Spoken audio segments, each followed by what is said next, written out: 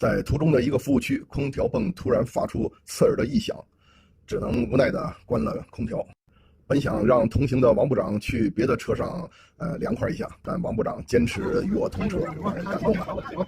要不你就上那个谁的车？完了得倒点座。我干了24年活了，这终于累了，今天今儿休息。赶紧，俺俩别照，你看我们能晒成什么样？人都像冒烟不？你看冒烟了啊！冒烟了！设备啊，你看这个，手机都不干活了，这个手机都不干活，扭过来看看，结束了，正满了。看这个，给这俩老头儿。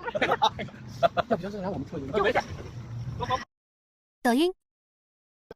在山西穿越这个吕梁山时啊，又出了这么件事儿，总共6台车跑丢了3台车呀。队伍怎么给甩了？啊，这队伍啊，都不跟着走啊，这玩意儿。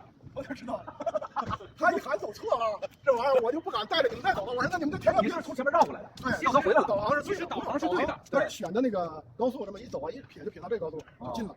但是呢，他一说错了就没敢再走，没敢让你们走。不是你掉头回来了吗？没掉头，没掉头，从哪绕出来的？就从那个口回来就上了这个。